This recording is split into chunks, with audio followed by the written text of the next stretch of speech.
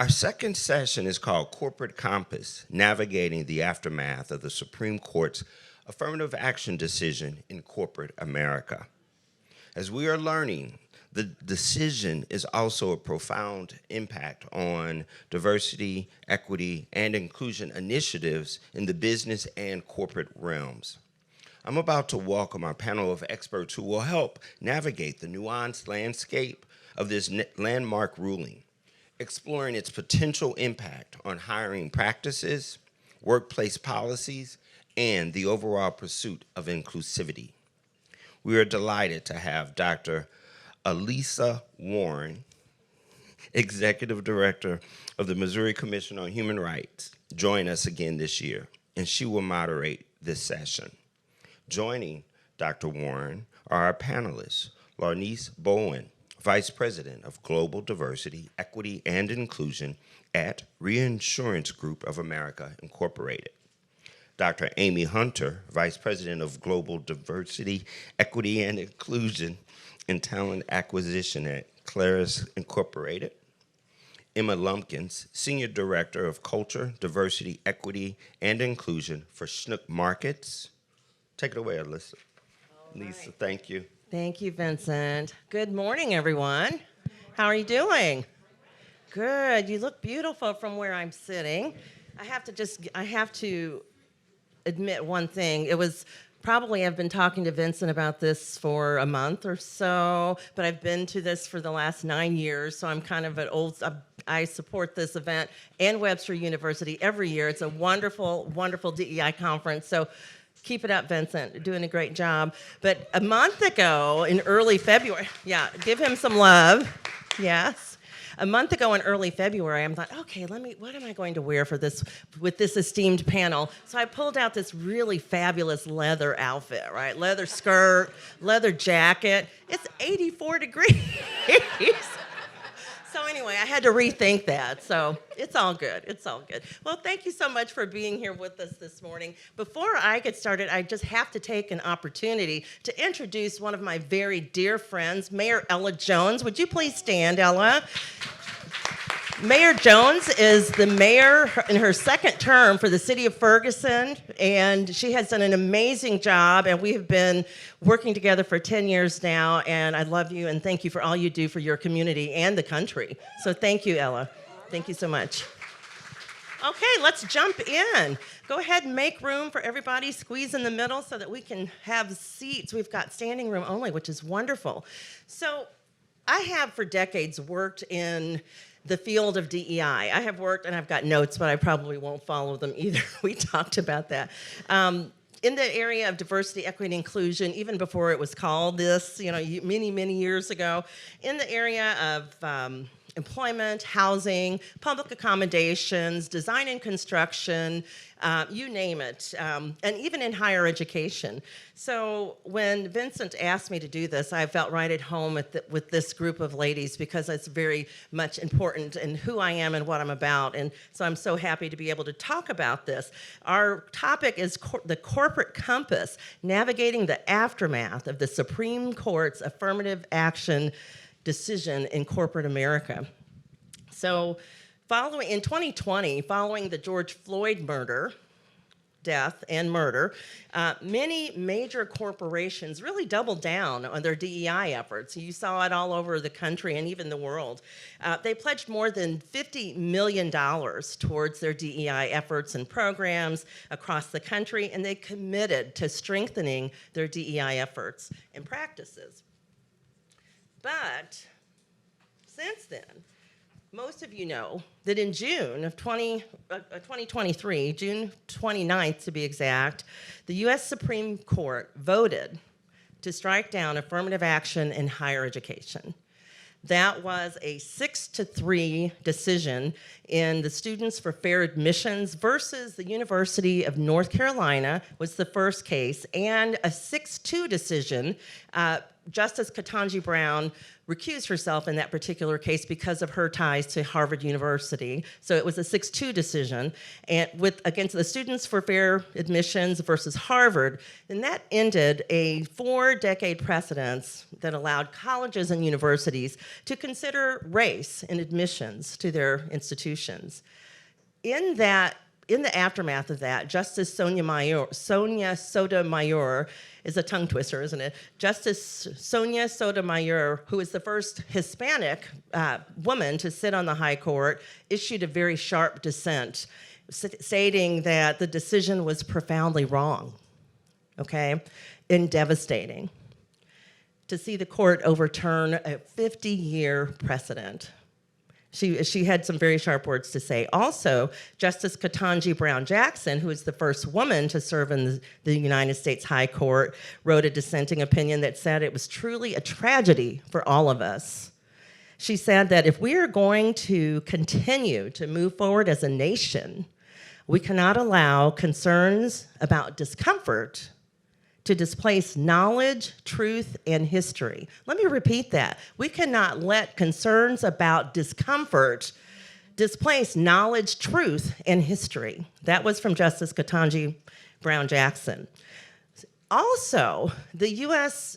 Equal Employment Opportunity Commission Chair, Charlotte Burrows, did confirm that the ruling does not address employers' efforts to foster diverse and inclusive workplaces. So that's good news, right? It does not affect that. But it still remains lawful for employers to implement DEI programs, the A being for accessibility. But since that Supreme Court ruling against affirmative action on college campuses, come on down, there's room, make room. Since the Supreme Court ruling ending affirmative action on college campuses, many people are concerned, right? We're concerned that it's going to cause a chilling effect in DEI programs, which we have the experts sitting up here on our panel. We're going to hear more from them in a moment. And we've also seen legislation at the state level that proposes to end corporate DEI programs or risk the loss of government funding. And so much so that I can even bring it home to you. There are bills right now being sponsored in Jefferson City that will do the same. There's House Bill 6219, there is House Bill 2462, House Bill 2569, and Senate Bill 1314 that seek to end DEI programs or risk losing government funding. So it's here in Missouri, my friends. It's not somewhere else. We're looking at it in our own state. So today we have a really special opportunity, as I said before, to discuss this crucial decision with our national and global experts, right? And so they're going to provide us their insights on how the U.S. Supreme Court's ruling striking down affirmative action impacts the business community, how it impacts the corporate space. So I've got a few questions for my colleagues here on the panel, and then at the end, start thinking about this, because you'll have an opportunity to ask questions of our panelists as well. So think about what you might want to ask them. So let me start with this question, and Larnise, I think I'll start with you, okay? Since you're down, we'll go from left to right, but also, too, we would like this to be more of a kitchen table conversation, so you might find us bouncing around and just interacting less formally, if you will. So Larnise, I will start with you. How has the Supreme Court decision striking down affirmative action in higher education changed your work or your organizational commitment? So at Reinsurance Group of America, we have not shifted in our commitment around DEI. So that remains a constant. You know, we've had conversations as our executive teams with our board, and we're pretty committed to continue to do the work that we're doing. One of the comments that I made as we were talking together earlier about this topic was, you'll see a lot of people entering and exiting the space, and I think there is an evolution of DEI in corporate America that you'll see. Those that are exiting probably should never have gotten into this space to begin with. So for companies like ours, that this is just who we are. We're a global company. We have a very multicultural workforce. We recognize that we have gaps in representation at different levels, and just like any other business initiative, DEI is intended to help us to close those gaps. But I think for me, when I consider DEI, how it has affected the work that we're doing, really starts to help me cement our focus areas for the year. So this year, we're focused on equity. A high tide should raise all boats. So everyone in the organization should have opportunity to reach their full potential. So really honing in on equity a lot this year, continuing to do the work that we do around inclusion. That has always been who we are. We're very collaborative. We're very relationship-oriented. People should feel that they have a sense of belonging in our workplace, but that's just who we are. The second focus area for us is transparency. And I think for anyone that's working in DEI, you still have to have that vulnerability to acknowledge where you are in the journey and come up with the right solutions to help you address the gaps that you might have. So whether that is racial representation, gender representation, disabilities, we look at neurodiversity, all facets of that we have to address. And then this year, because of all the turmoil, I'm really doubling down on consistency. And when I talk about that, it's what do we say about why this is important to us, and are we all being consistent in how we message around it, being consistent in our practices so that as we are working against some of the political headwinds that are either from the Attorney General, who is sending out letters, just sent out letters to several schools in Missouri earlier this week or late last week. But you got to be consistent in, one, the practices that you have, that this isn't something that is going to shift and waver all over the place, but we have to have more consistency in how we message around DEI, specifically when it comes to programs, metrics that we use, why certain things are in place. You got to be able to defend what you're doing. And I think for companies that don't understand why they have a particular focus or aspirational goal and they can't explain it, let alone defend it, they're going to find themselves in some really troubling waters. So that's kind of what it's done for me, really ratcheting down on equity, making sure there's transparency, and focusing on consistency. Fantastic. Thank you so much for that. What about you, Dr. Hunter? How has it changed the work, your DEI work, or your organizational commitment with your organization? Yeah, so I think, look, I work in Missouri, which means that people who work for us also live here. It has provided an opportunity for us to have a bigger conversation around this. I think, all the strategists knew why we were doing what we're doing. Because of what is happening, we find ourselves explaining more of why we're doing what we're doing. So this isn't just we're hiring people of color. It's we have a history of not necessarily looking for all the people to work in all the places all the time. And we have to start with what our truth is. And I think that is, especially for St. Louisans, because I think we're good people. I think we love people. And I think sometimes the truth stings a little bit about how corporate America has situated itself. And it only stings if we're not committed to doing something different, right? So I don't cry until I lose, and I don't cry for losing a lot. I actually think this is a great community, and we are good people. And I actually believe that we can rise to such an occasion. I don't think that we've always been clear. And I don't think that we've always been honest. And so it has provided this opportunity for us to be both those things now. Yes, Caleres has improved their diversity since the murder of George Floyd. But I want to be really clear. I don't want any more people to die so that we can make a plan. Absolutely. Absolutely. It shouldn't take that. And It so shouldn't. now we'll be intentional. I got promoted since then, so now I also lead talent. But it means that we are thinking about not just our diversity candidate slates, but then who's also doing the interviewing. And then the ask, right? If most of your department has historically, and I'm saying historically because we can change history anytime we're ready, right? Has historically been only one group of people, the ask is for us to shift to represent the community in which we serve and live.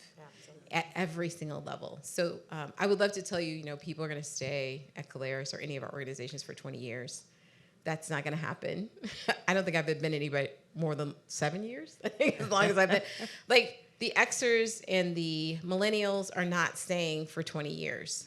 So I need to hire in high. If I have any hope of people staying for 5 or 6, they need to see themselves in positions of power. The cool part about Caleres, where I work, is when Diane Sullivan was the CEO, it was 70% of shoes are very male dominated, just so you know. So most of the shoe industry is dominated by men, even women's shoes. And when she came, then Brown Shoe Company, she changed it from 70% male to 70% female. So I walked in, with a leader that had already made significant strides and changes, who could at least understand what we were doing and where we were going. We were just going to pivot this to have a conversation about racial and ethnic diversity, and she was all game for that. She's since retired, but our new CEO is totally on board. So it is more than, I don't do food and festivals. I'm not that fun. I wish I were, but I'm not. I think people making good money is fun. Yeah. I could save my taco night and soul food day and pay people, right? At the varying levels.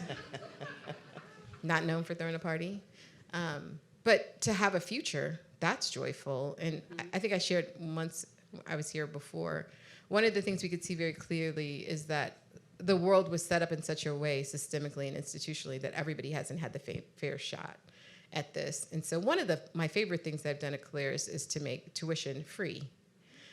Not free, but we increased it above the federal minimum, blah, blah, blah. And you get that benefit the first day that you start the organization.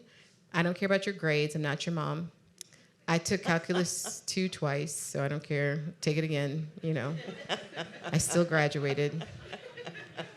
Yeah, you don't have to stay for 2 years after you, because if you don't want to be here, I don't want you here, right?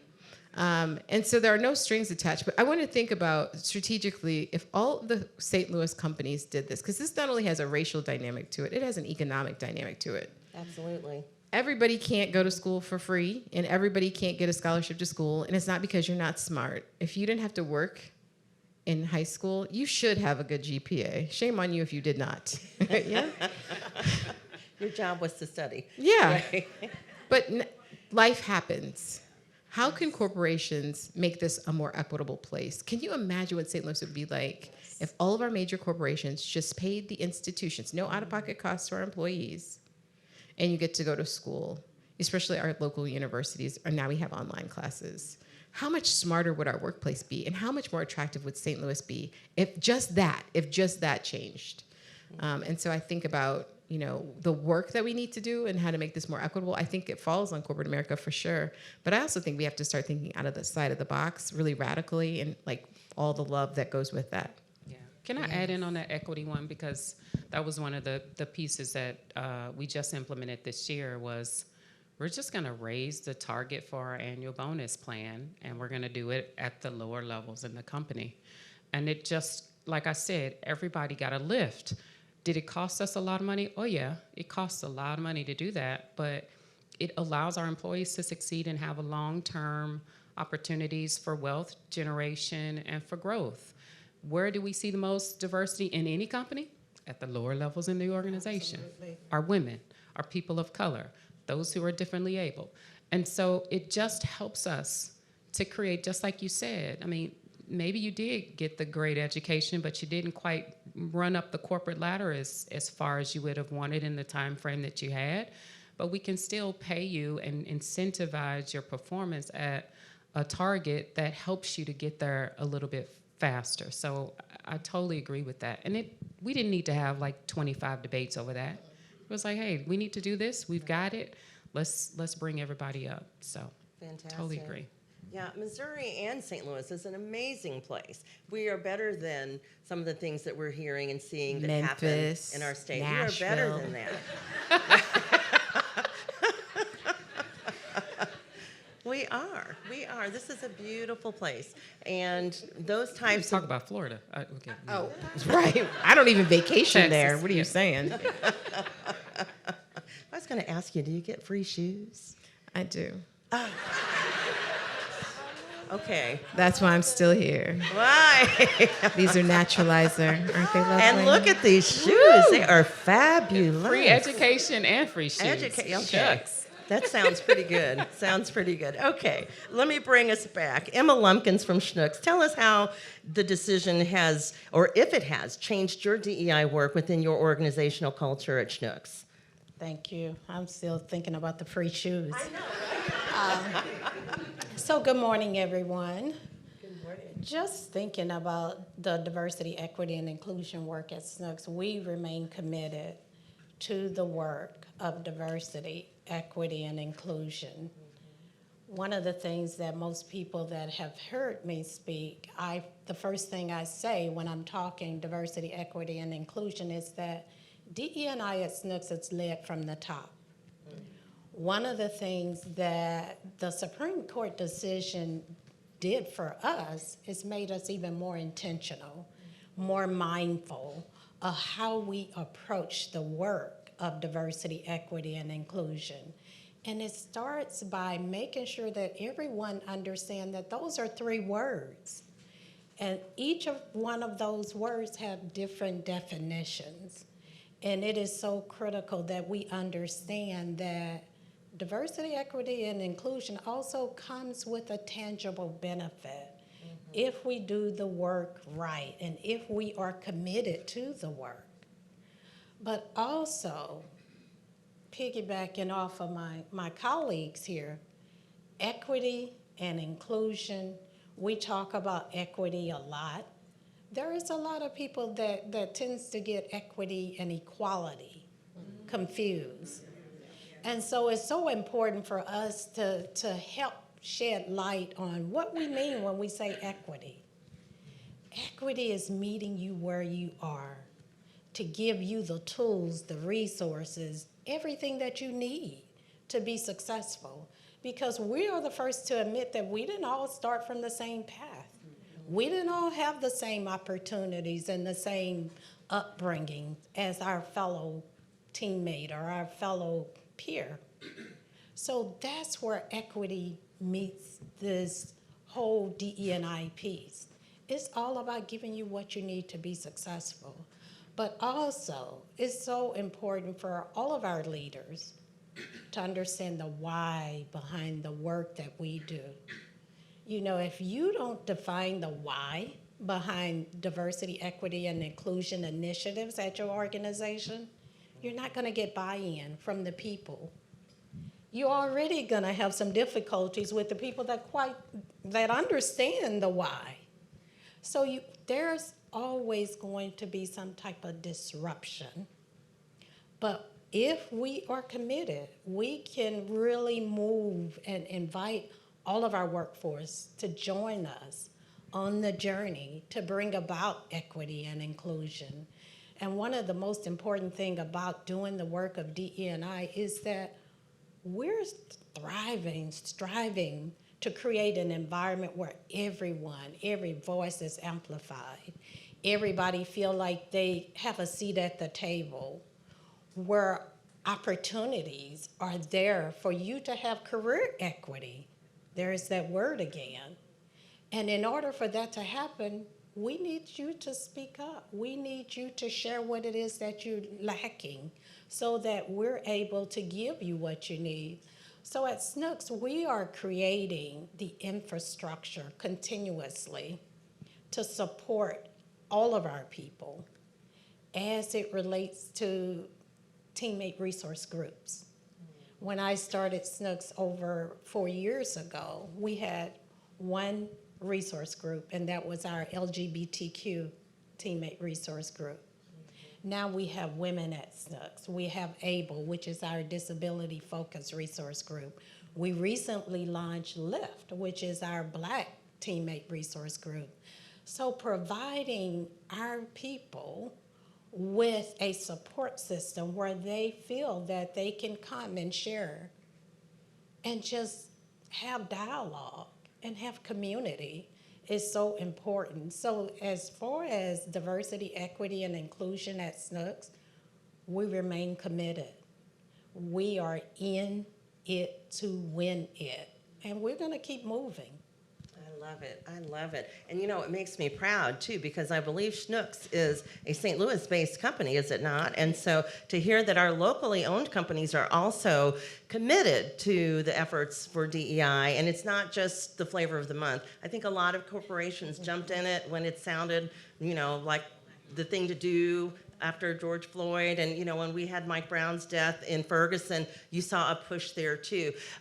These organizations are committed to the work, so I'm really very proud. And I was at Schnucks last night. Great. I had to go pick up my dinner, so I'm feel at Schnucks proud. every day. It's like I can't survive without food. Love it. Yes, yes, wonderful. Well, thank you. Let me go to my next set of questions then, and be thinking about your questions for these ladies too at the end. So what potential impact have you seen in your hiring practices, or your workplace policies, or your overall pursuit of inclusivity? Has it made your work harder or easier in the face of this attack on affirmative, not even attack, this ending of affirmative action by the Supreme Court? Has it made your work harder or easier? What have you done in terms of your policies, your hiring practices? Do you want to start on this side, or we'll be equitable, right? And we'll start from this end and go down the other way. Emma, what do you have to say about that? Has it been more difficult, or are you just staying the course? You know, I smile when you ask, does it make the work harder? It's already hard. All of us that are working in the diversity, equity, and inclusion space know the work is hard work. It is. So this is just adding to it, right? Yeah. One of the things that we have been doing, working hard with, is partnering with the universities. Because like a lot of organizations, we want our workforce to mirror the community that we operate in. But one of the things that this decision has done is forced us to expand our sourcing and recruiting channels, where we're not having all of our eggs in one basket as it relates to looking for diverse talent. And also being able to reiterate or redefine diversity, and making sure that we understand what is it that we're looking for when we're looking for diverse talent to add to our organization. Because all of you, most of you, if not all of you, understand that diversity is more than just about your race and ethnicity. Absolutely. It is certainly all about being able to see the world through different lenses, being able to, how we work is diverse. There is no two people that approach their work the same. So being able to understand, when I say that I want a diverse candidate for this role, I am looking for someone that could bring a different perspective to this conversation or to this meeting. Someone that could bring the innovative ideas, new ways of problem solving, insight to a target audience or market or customer that we may not have had exposure to before. So being able to say, yes, we certainly need to expand our sourcing and recruiting channels so that we are finding diverse talent. It is all about looking at those untapped sourcing and recruiting places that has a large number of diverse people that is a part of that company. So that is one area that we're focused on. Another area is certainly all about ensuring that when we lay out the criteria for our leadership development programs, that we're being intentional, we're being transparent, so that everybody is able to measure their own performance and know where their gaps are, so that they can look at those criteria and say, you know what, I'm not ready yet. I need to work on this, this, and this.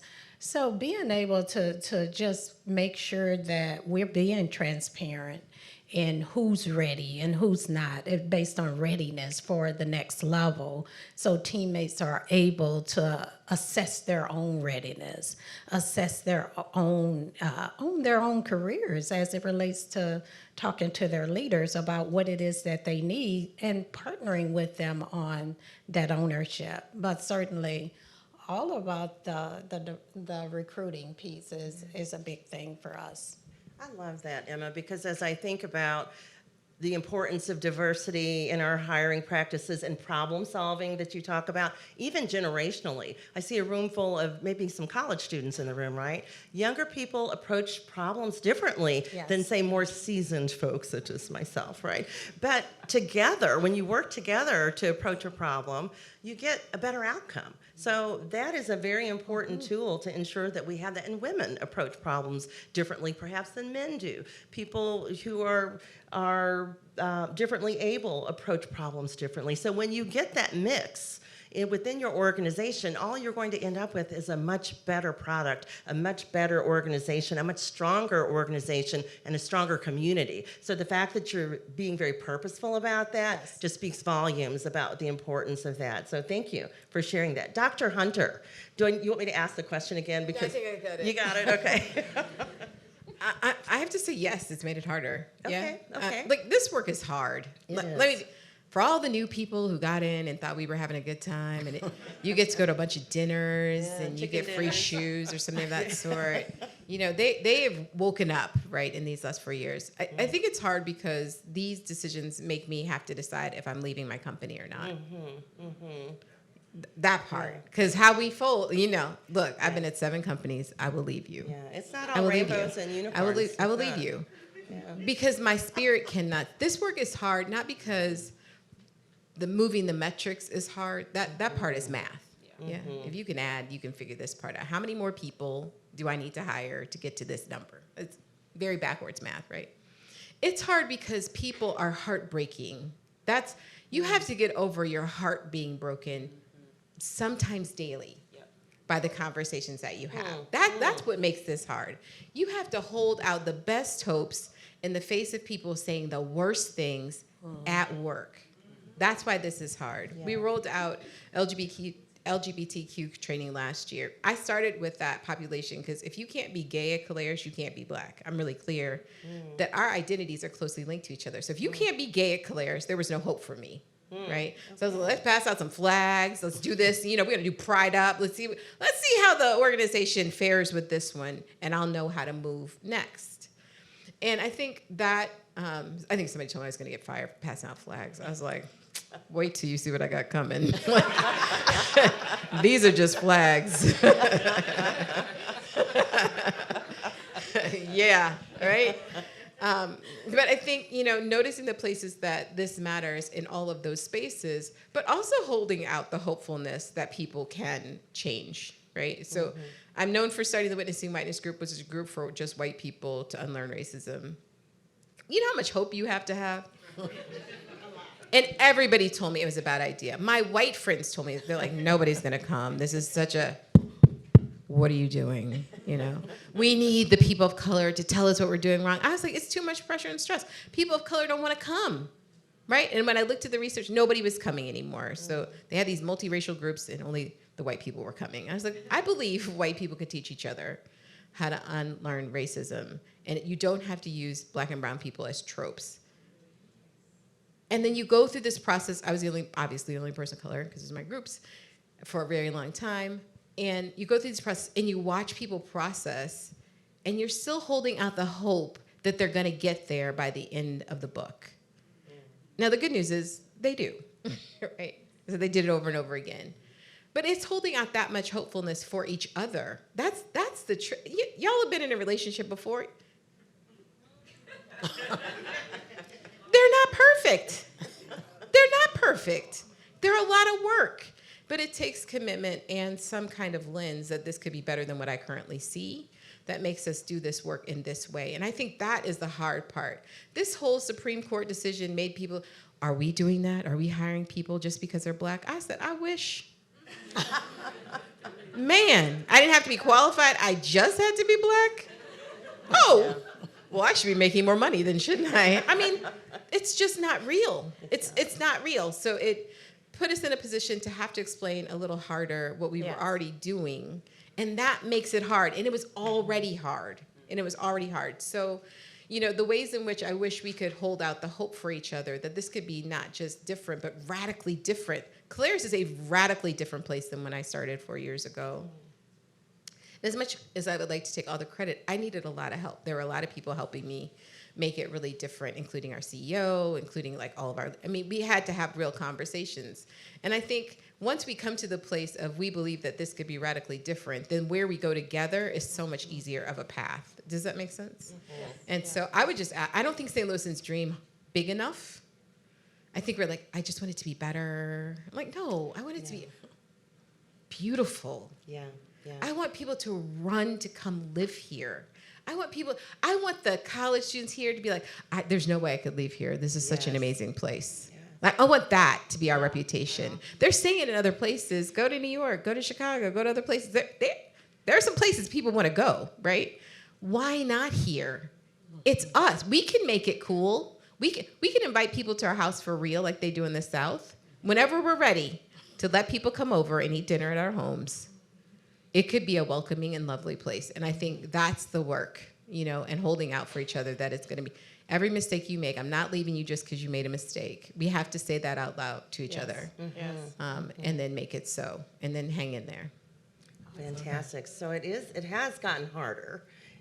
But it has always been hard. For those of you who do this work, I see Christy Griffin in the room, so who've done this work for many years, it's not easy work. It's not. And when you talk about the way people treat each other in the workplace, which is concerning a lot. It's particularly for me, my agency, the Missouri Commission on Human Rights, investigates those complaints of discrimination in the workplace. So when you get the ugliness that happens on the job, they end up filing with us. Why not work to stop that behavior and to have that lovely place to live and work? Can I just say one more thing? And stop treating the people of color who are in positions of power like they're special. Yes, you're so articulate. Are the white people special? Like, they've had these jobs forever. Were they special? They were just people. Like, this has to be our norm. Black and brown brilliance is go outside the U.S. It's normal. Yeah, it is. It's normal. Of course, black and brown people are smart. Of course they are. The fact that you had to question that coming into that space, right, is a moment to notice what race looks like in corporate America. But of course they should be in those. Of course, everybody gets promoted before they're ready. Every one of us gets promoted before. Nobody's ready, y'all. You can't know everything. All the people who get promoted are not ready. Okay. None of them. You're going to learn more stuff when you get there. Yes. It's part of the promotion. Right. It's called that. That's why it's a promotion, right? I love it. Larnise, what are your thoughts on the impact, the potential impact with your organization and your hiring practices, your workplace policies, and the overall pursuit of inclusivity? Yeah, It's harder, I would, easier? Just as hard as it's always been. I think when I was asked to step into the role, I was like, I vowed never to do that. That was the response, and my leader was like, what? Say more. But a couple things come to my mind. One, I was reminded last year around June that all of us that are in roles as officers, we have a responsibility to safeguard the organization. And that we're coming into a year where you feel that. Like, you do have to be, the word I think we've used here is intentional, so that you do safeguard the organization. So what does that mean? One, you gotta understand the law. So if you're in the space now, you're seeing Title VII, you're seeing Title VI, you need to know what is happening. You can't kind of just carry on and assume that you'll stay under the radar. There's so much happening around us now. In order to safeguard, in order to make decisions that help the company to succeed, you've got to do that. Safeguarding the organization also is about drawing qualified, capable, talent to the team. So like Mark Cuban says, every hire has to be the person that's going to set us up to win. We're not bringing in people just to be bringing in people. But we also believe that diverse teams are winning teams. And so we do that intentionally to help us to succeed over the long haul. But safeguarding the organization, I think, is a big, big piece of the job. And if you don't quite understand that, get with your legal team, get with folks that are consultants in the space to help you to figure out what that looks like and what it means. The second piece for me has been just about making sure that the executive team is equipped and that they're prepared to answer and respond. You can't let your executives sit out and flounder without giving them the guidance, being a consultant to the business, helping the whole business make the turn.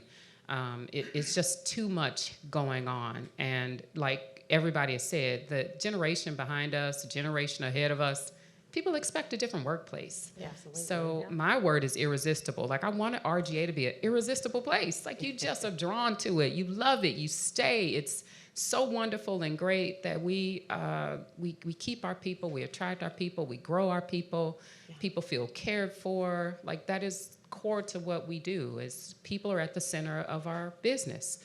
And so, but we have to help our executives understand that, know the talent that is in the organization, and then, advise them and support them in getting engaged in not just DEI, but just engaged in general. And then lastly, just embedding DEI into what we do. Like I said, when we were looking at compensation, it wasn't even like 12 conversations about whether or not we shift the targets and we create more equity in our practices. It's just embedded. It just needs to be how we think and what we do. A lot of that means we just got to deal with our biases. Because to your point, why would you think that anybody hired into a role is more special than the other? Just because of their color or because of where they came from? It's just, this is the job, this is the work. People are qualified, they do the job, they do the work. We reward them, we develop them. It's a cycle that has to happen. And it needs to be very, very, we need to be careful of the biases that we bring into the employee life cycle. Otherwise, we start perpetuating behaviors and stereotypes, and you get weirdness. People feel like they're tokens, and it just gets weird. So unless we help our leaders and our executives understand that, I think it just gets to be awkward. And that's not irresistible.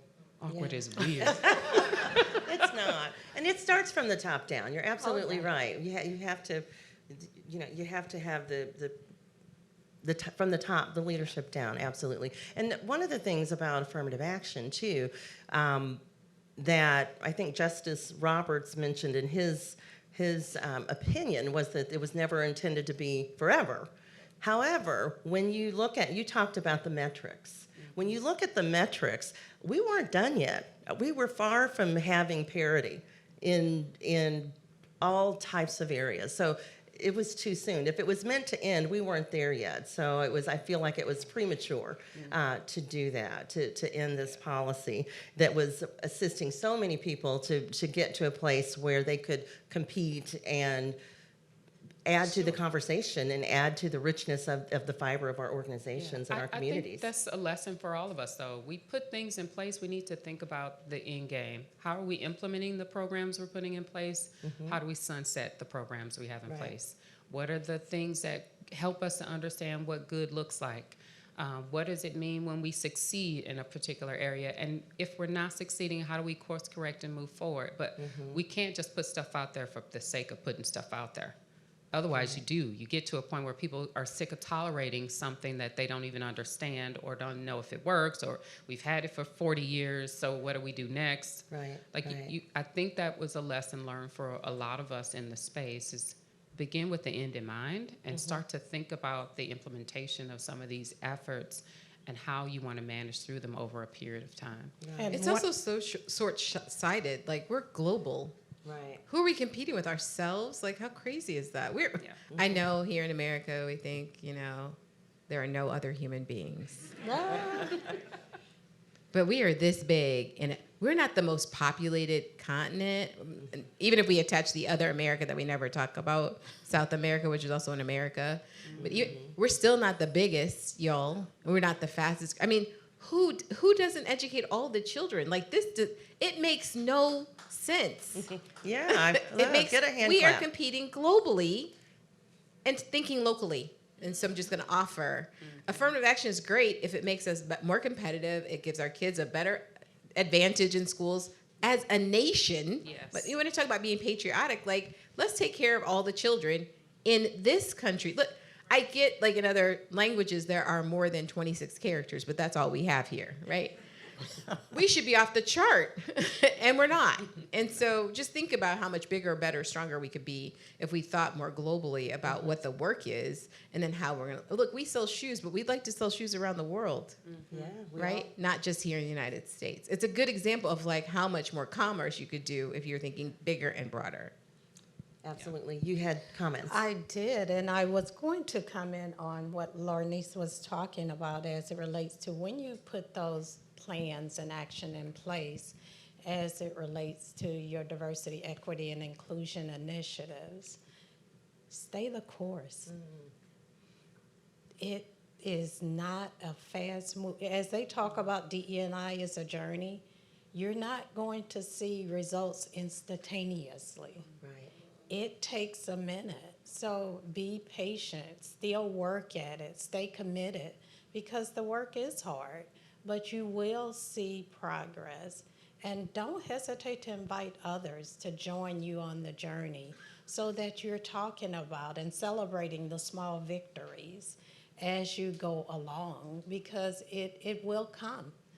You build it, it will come, as they say. So stay the course. Absolutely. Can I just... I know we're at the kitchen table. It don't have to take that long, y'all. Let me be super clear. Like, half of HR where I work is now people of color. It doesn't have to take that long.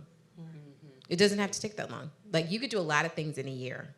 Okay, when I worked at Children's Hospital, we have this whole thing about infant mortality. Y'all know, like, 3 times black babies die. We handed out pack and plays in the square of where all the black babies were dying. It took 3 years before we had another death. Wow. It does not have to take long.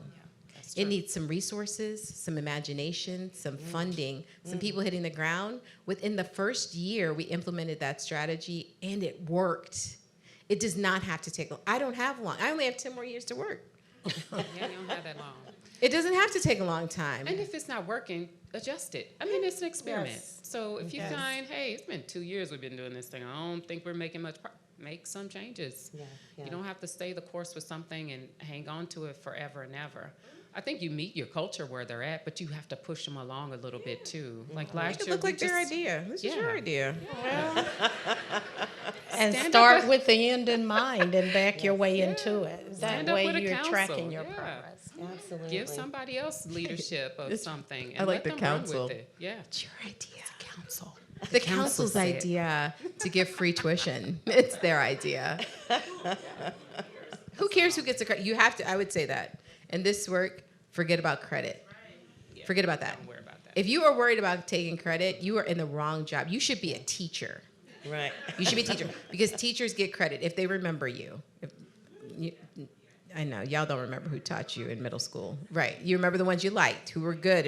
Okay, if you need credit and you need somebody to stand on ceremony because you walk in, D&I is not the profession for you. You will get no credit. If you're doing this well, you will get no credit. That is the goal. It should look like you were never there. And it just happened. Because when you leave, it should still stay in place. If you did a good job, you don't have to stay there. You can go somewhere else and do it again. Yeah. Yep.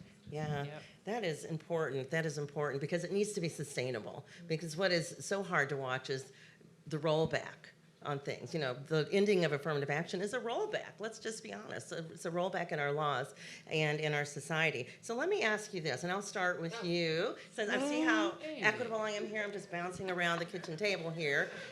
Dr. Hunter, I'm going to ask you this question. What are some practical steps that employers can take regarding DEI programs following this court decision, the Supreme Court decision? What can they do?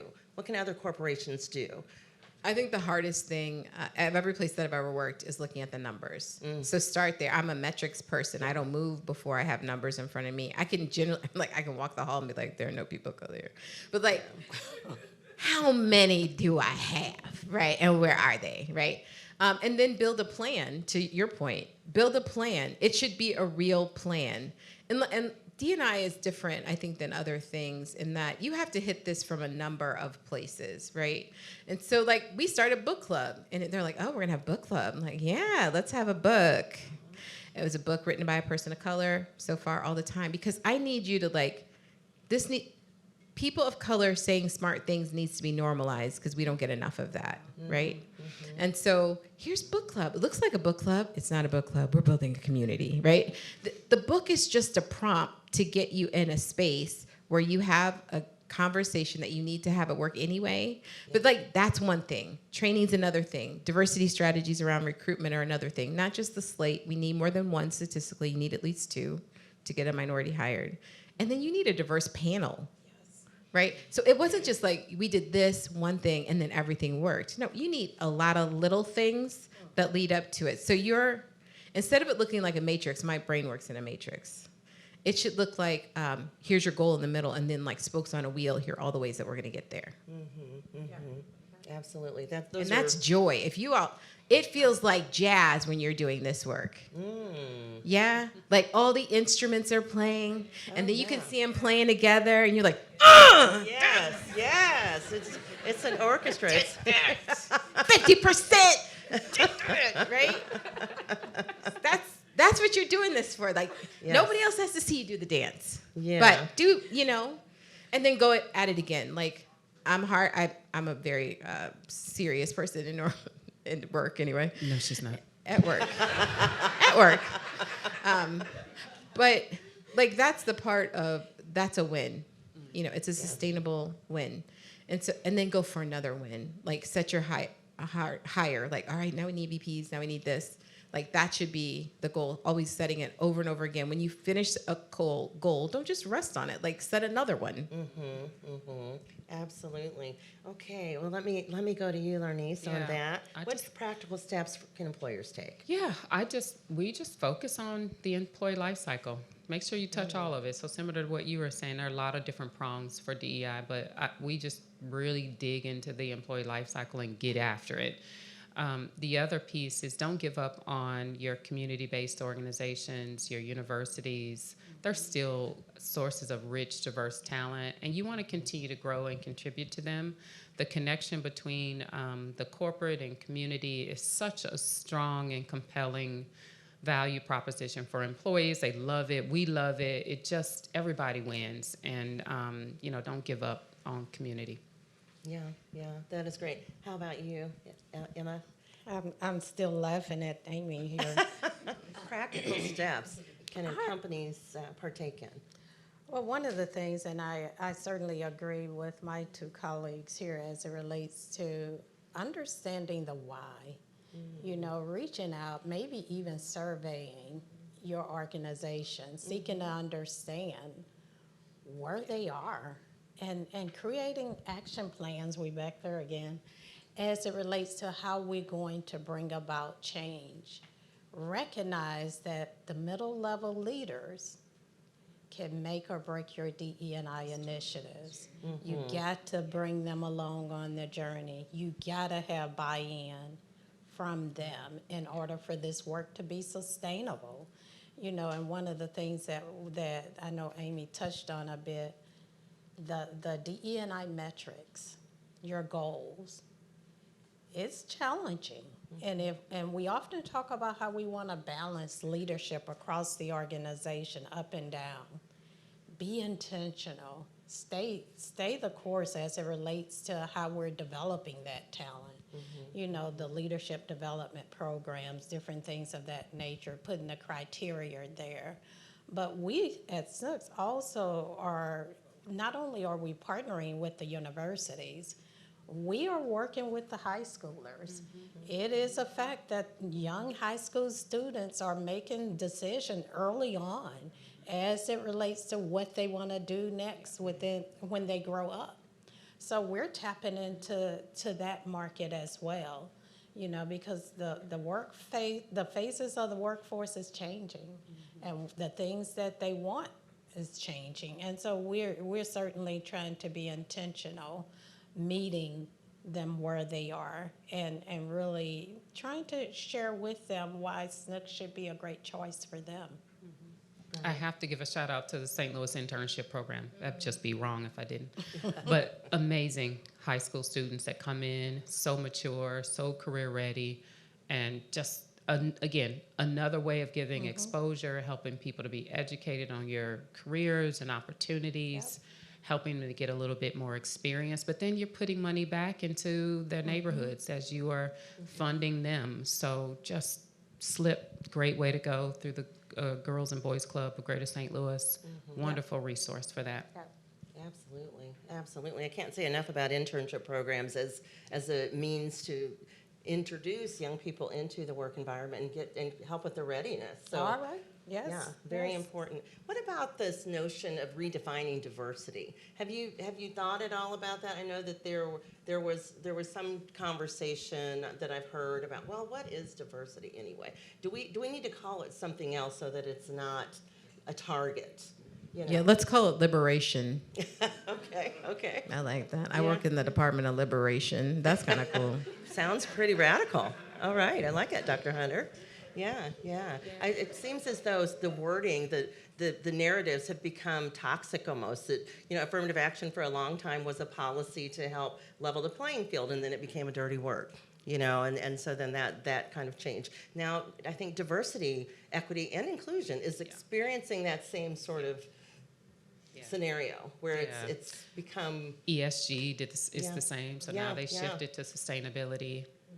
It's a love-hate relationship. I don't understand. Only because we think we're going to lose, though. If we thought we were going to win it, we'd We'd keep be the fine. words the same, right? Yeah. I mean, let me talk to you about the Cardinals. Yeah. Should we change their name? Nobody ever says that, That's true. right? That's But we think we're going to win, right? The Blues. Nobody ever said. So, I mean, I think when we think we're going to lose something, we need to rechange it or rebrand it. I would just offer if we hunkered down. Can we say hunkered down? Is that a? Yeah, it feels Double right. down, hunker down. Yeah. And then fought together. I think what has happened, whether it's ending abortion care and access for women, or LGBT rights that have been infringed upon in affirmative action, I think what we were missing before is that everybody was in their own fight. And if it has not ever been clear, it is more clear now that we are all in the same fight. Okay. And so maybe linking arms around what does liberation for all people look like, right? I love that. And what does access to resources look like for everyone look like? I think maybe now, right, as we are getting rid of IVF in states and what? I think that's a different panel. In the, but in the ways in which, like, we didn't think these. If you believed all women could have natural childbirth, you are now awakened to that is not the case, right? And the same rights for LGBTQ rights, and the same rights for affirmative action rights, and the same rights for abortion rights, all of that is connected to each other. And so thinking about how collectively, if we could see each other, right? Afro-pessimism is a word around not seeing Black people as humans. But if we could start there, then just think how much powerful collectively we could be around what the new reality looks like. We carry cell phones in our pockets, y'all. I can hear music and read my email at the same time. This part is possible. I don't think we had a shared understanding of what it was, so we weren't moving together. But if we ever figured that part out, man, how beautiful would it be? Right. And what affects one affects us all. I mean, I think that's the point, that it is about all of us collectively moving together towards access. Right. Well, so now comes the time for you all to weigh in. I think we have a few minutes. We have about 15 minutes left for some questions. Yes. I think they might want to mic you. Hold on just a moment, please. Here he comes with the microphone down the aisle. It's our pass. Thank you. Thank you. Two things, Ms. Lumpkins. I wanted to say I'm a big fan of what I've seen you do at Schnucks. I've watched this over the years. I've been in the stores, obviously. I've seen the shirts, the displays. Like, we've seen the social media posts. I congratulate the work that you've done. I tried to spread your word because we want to see more of it. We want to continue down that path. So thank you I'm fanboying on you. Thank you for the work that you've done. Thank you. But I did want to ask the panel, what about where does the role of the corporation kind of fighting at these lower levels, where does that come in? Because we're seeing more and more it's dropping down to these lower levels, to the state level, to our school boards. We're fighting a lot at our school boards for these things. Where is the pathway for our businesses who are in our community stepping in and having a voice there as well? Yeah. You know, it was funny because there was this conversation and debate as to, well, why is corporate America always being dragged into these issues that are social or government issues? And I don't know if it's McKinsey or Harvard or somebody, I can't remember now, but there was just a short blog or a brief on it, and it said corporate America needs to get in because they're viewed as competent and they're viewed as capable enough to help move things along. I don't know if that's really true or not. But to your question, I think everybody starts to feel attacked and we retreat back to a place of safety. And so you're going to see companies try to figure out where that line is for them. Where do they weigh in on social issues, on issues around ESG and DEI, and where do they just stay silent and protect the base? Ultimately, companies are here to make money. We contribute to the workforce around us. We create economic value in our communities, and so and then you get this space of corporate social responsibility and being in the communities.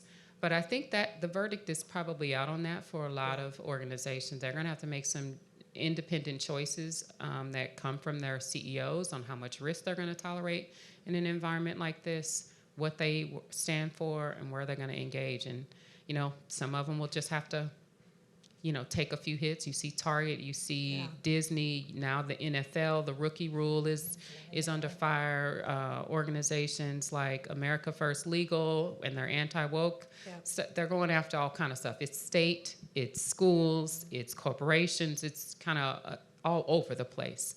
So I think people are trying to figure out where they play, where it's going to be the safest space for them, and where they feel like they can contribute. But I think we're wrestling with it still. And Larnise, wasn't it you that shared the National Legislative Black Caucus Foundation's letter to corporate America? Could you elaborate a little bit about what that was? Yeah, so the Congressional Black Caucus, and I don't know all the details, but they sent out a letter in January to America's biggest corporations in America, asking them to stay the course and lean in and continue to do the work.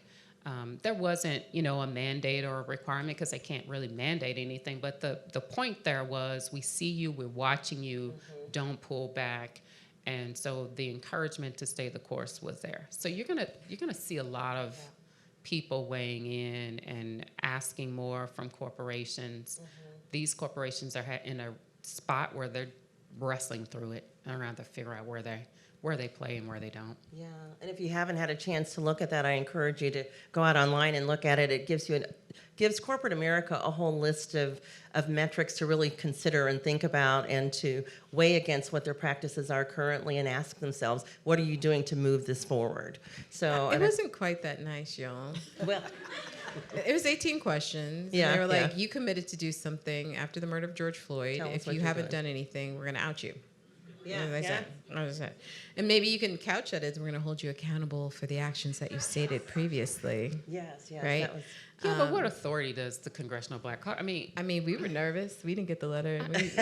We were glad we didn't get the letter, right? Like, what are we going to tell them if we get the letter? What are we going to say? No, they can't make you. I think the corporations that have decided to respond have decided to respond. Yeah. Right? They think not responding will hurt them more than responding. They also probably have done something so they can respond to it. I think what a beautiful moment, though. Like, people are paying attention to what you said you were going to do, and they're holding you accountable for what you said you were going to do. To be really clear, it was a lot of money. And if I was really honest about it, it was a lot of money they were already giving. It wasn't like, I know, I'm not supposed to tell that part of mine.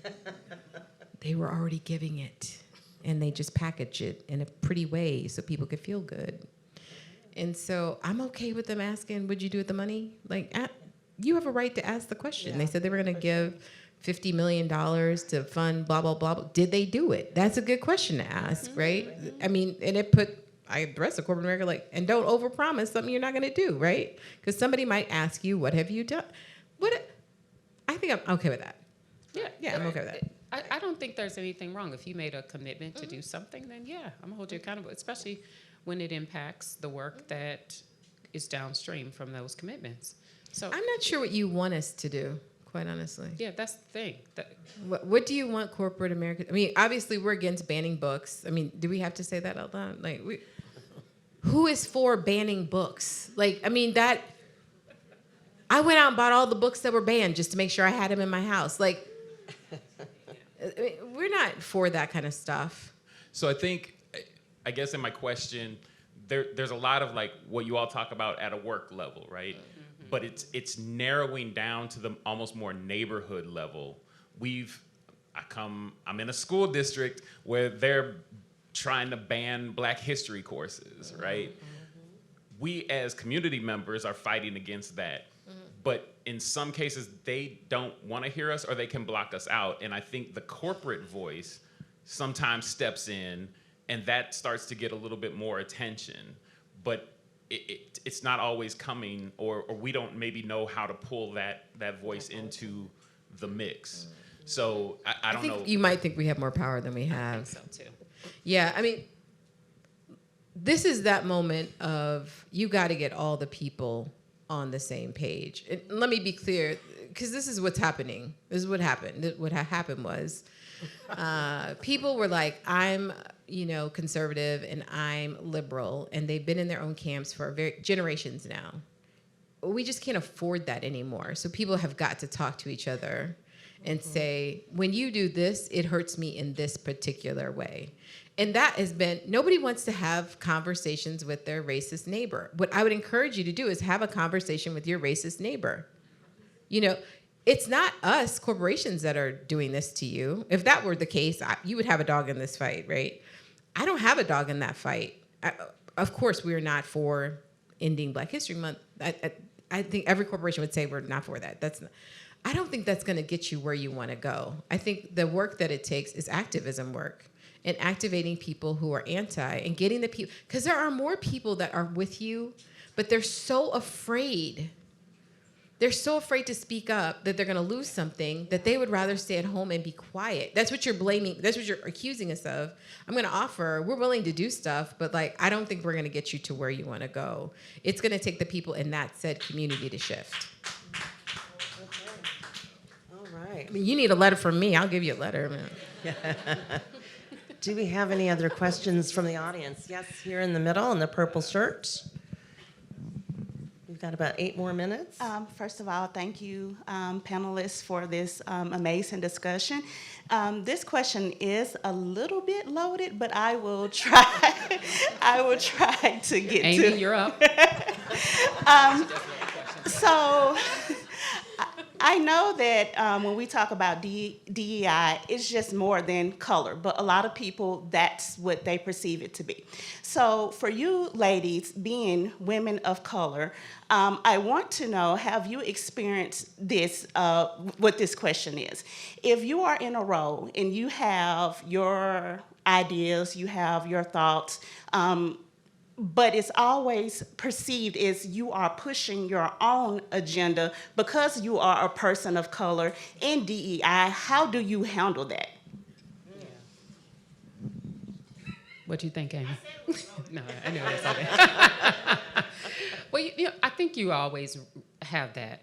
It's just par for the course. I don't think I can navigate around it. I am who I am. I see the world the way I see it. I feel deeply about the issues that matter most to women of color. And so you'll hear me maybe share more about it. I think I have to be really, really, for me, my play is equity because I want everybody to be lifted. But if I'm looking at data and the data is telling me that, we have performance ratings for this demographic that look this way, then I use the data to help me share that as opposed to it coming from just because Larnise is a Black woman, she's gonna be saying X, Y, and Z. So I try to use the data to help me make the compelling case for whatever it is. It could be Hispanics, it could be Asians, it could be people with disabilities. If I have the data to help inform what I'm sharing, more than likely people are willing to listen. I think the other part of that is how do I get out of my own way? And sometimes I am in my way, and I have to go wrestle with me on a Friday afternoon. Usually that's when I do that, about 2 o'clock, when everything is quiet. I go wrestle with where I am on a specific issue, because then I either need to muster up the courage to say what I need to say and do it in a way that's thoughtful, or I need to just sit with it and make sure that I'm not kind of over-indexing on something because I see it a certain way. So I get feedback and I bounce things off of people. I have my little tribes in the company where I go, am I making this up? Help me understand. And they do. They push back, or they say, no, I think you're probably right about that. So then I can go forward and try to help influence a conversation. I think one of the women calls me Jiminy Cricket. She's like, you're the corporate conscience. And so, but sometimes I have to go with things that are less than comfortable or pleasant and talk about it. And I have to take it to the right person. Like, I can't take it to 17 different people. I have to take it to the 2 to 4 that can really make a meaningful difference. But they know that I'm coming from a place of elevating everybody. They know I'm coming from a place of wanting to make sure that things are moving forward effectively, and I'm not just got a personal agenda behind what I'm doing. So that's what I also use me. the white people. Like, use the white people. Like, I can't say everything. If you're with me, you're with me. So, like, hey, I might go to my, I'm like, hey, I can't say this. Can you say this? Can you tell so? And they will do it, you know, because they want it to be different too, right? They don't know how to do it, but like, if you give them a little direction, like, yeah, Amy, I got you, you know. So I'm those not are my alone. 4 people. They're all white men. Mostly. Yeah, right. I'm not alone. I think when we run into trouble, it's when we think we're alone. Yeah. Look out. There are other people there for you. Like, yes, I heard the lynchings, blah, blah, blah. But I also heard the stories about the Underground Railroad, y'all. Like, there are Underground Railroad people at work. Look for them and have them help you get to where you're trying to go. But it's also important to define the why behind your decision. That helps disarm people. It helps them to know that you don't have a hidden agenda. And just be mindful of the people in the room, especially the ones that you have to sell your idea to. But also, it is so important that we never miss an opportunity to define diversity, so that people stop thinking that diversity is about skin tone and skin color and race and ethnicity. Because as many people as there are in this room, if I was to ask each of you to define it, we will have just as many definitions. But certainly it's all about explaining the why behind your decision so that people can understand. And when they have that puzzled look on their face, because they're ready to disagree with you, look at them and say, what's your concern? Help me to understand what is your concern, so that you're able to answer and respond. So practice before even going into that room what you want to say, and take into consideration what may be asked of you so you're prepared. And I know we're out of time and they're about to do a hook thing. I can see her with the hand. Oh, and they have another question. We have one more. Yes. Hold on, Hi. just a quick. And I'm okay with it being about race, y'all, because white women do not apologize for it being about women, and they have done much better with affirmative action than people of color have. And so, like, we don't have to avoid. We can all get there. Like, just don't quit. Go ahead. Hi, I'm Albert Bell. I'm interested in how you are handling the new technologies. Things are changing, like Zoom, AI is here. What is your approach? Because the approach is certainly different, particularly at Schnucks. You know, I'm walking into a grocery store, and now I'm having experiences with machines as opposed to human beings. I've had that robot following me around in the store at Schnucks. What is that? That is work in progress. With all of that, you know, we have a super amazing IT group, and they're the ones that came up with Tally, the robot that you interact with within the stores. But also with the AI, that is so new to us, and it could be an amazing piece of technology. but it also can be challenging. So we are certainly working toward understanding a little bit more about how we engage with that technology. So more to come there, but certainly we are doing some amazing thing as it relates to technology at Schnucks, and thank you for that. We won't be early adopters of AI. What Caleres is really clear. There are too many biases from an HR perspective, testing, names, things like that have already come out. So we will not be an early adopter. We'll wait and see, and hopefully they'll get some kinks out. Yeah, I think our chief human resource officer said the same. We looked at the CHRO from Worldwide Technology, and we're like, you let us know how that goes. So that's where we are. Okay.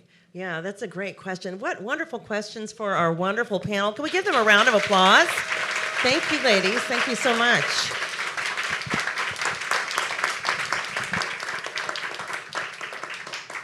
Such a wonderful and powerful discussion and these honest and candid insights. Thank you so very much. We're going to take a break for 30 minutes. This is a great opportunity for you all to network, for you all to connect with one another, for you all to connect with our great panelists. Our next session will start at 11, but I'm going to ask that you all remember over the course of your time with us to use the hashtag Webster DEI and post photos